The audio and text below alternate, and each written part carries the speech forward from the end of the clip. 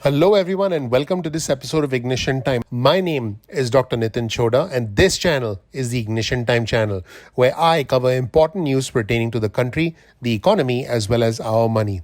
The infrastructure negotiations have actually hit a roadblock, and President Biden is actually meeting with an important Democrat from the state of Arizona to try and push past this gridlock. Welcome to our channel, everyone. Let's just jump right in. Before I do, please consider clicking the like button. Please click subscribe. Please enable notifications. That would be greatly appreciated. That does help out the channel because we don't charge anything for the content on this channel. And all I ask from you is to please click the like button. Please subscribe. Please enable notification. Let's just jump right in. Here's the headline of an article on your screen from Bloomberg, and you'll always get the links to all of our resources in the description section below. That is a unique thing about our channel. You'll always get every single one of our resources, every single video, the thousands of videos we've put together. President Biden is meeting with Senator Kyrsten Sinema, the Democrat from Arizona, as the infrastructure negotiations hit a snag. So, what is the holdup?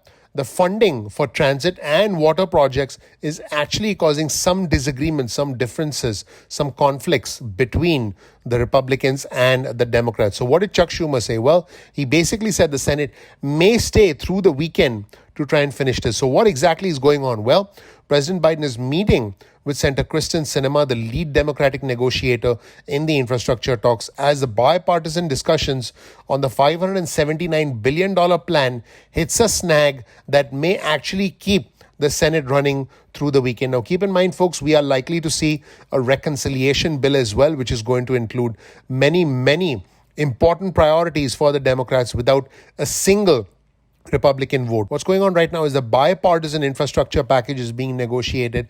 And then on top of that, we are going to have a reconciliation package. So Senator Kyrsten Sinema, the Arizona senator, is actually heading to the White House to meet with the president and Republicans to try and resolve differences over transit funding, spending levels on water projects and other projects, and try to make sure that any unspent pandemic relief money, stimulus money can be used to pay for infrastructure. Here's an important quote from the White House press secretary, Jen Psaki, about this meeting. She said this: both feel optimistic about the path forward and clearly both understand, having lived through many iterations of legislating and negotiating.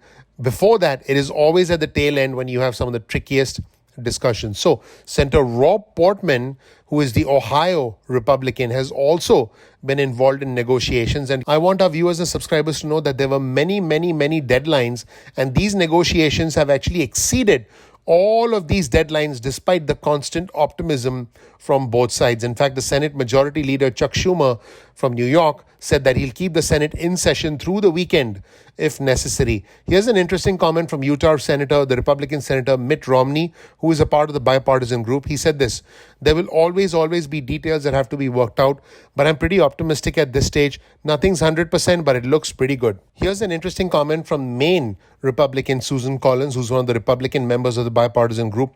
Transit is certainly a major issue. Republicans have made an extraordinarily generous transit offer that when you add everything together, it's like an 83% increase, which is unlike anything we've ever seen.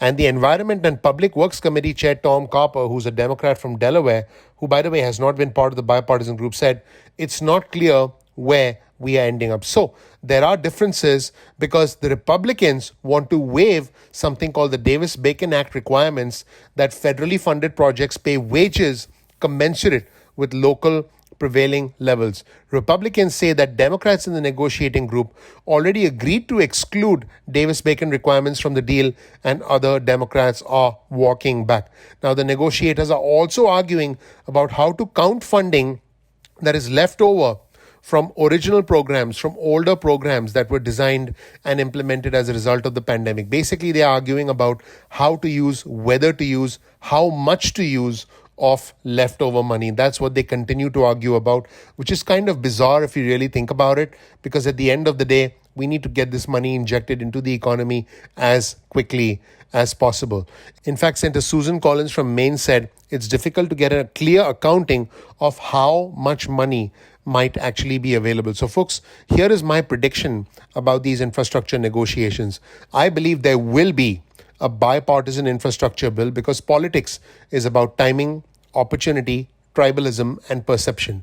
Both sides are going to say, hey, look, we work together with the other side. We're going to take credit for infrastructure. We're going to take credit for the roads, the bridges, the improvement in internet, the improvement in our systems, the improvement in waterways, airports, and so on and so forth. That is what both sides want to take credit for. Also, I predict that because Democrats currently control the Senate, although it's by a razor-thin margin, and the House, I predict that there'll be a reconciliation bill. But to get the reconciliation bill passed through the Senate minority leader, Mitch McConnell, is going to do everything he can to make sure every single Republican votes against the reconciliation package, which by extension means that the Democrats need every single vote they can get, including the vote of the Democrat from Arizona, Kristen Sinema, including the vote of the conservative Democrat from West Virginia, Joe Manchin, because without those two votes, it is impossible for Democrats to pass the reconciliation package. So my prediction is that the president will do whatever it takes to get Senator Kristen Sinema and Senator Joe Manchin to vote for the reconciliation package. I predict there will be a reconciliation package, although it may have to exclude some of the most ambitious priorities of the Democrats, specifically the progressive Democrats, the progressive part of the Democratic Party. So I don't think Congressman Alexandria Ocasio-Cortez will get everything she wants. I certainly don't think Bernie Sanders will be able to get everything he wants. But I do predict a reconciliation bill will pass the Senate. I believe it will pass the House also, because House Speaker Pelosi has enough votes to get it passed in the House, and it will go to the president's desk for signature. What is the bottom line?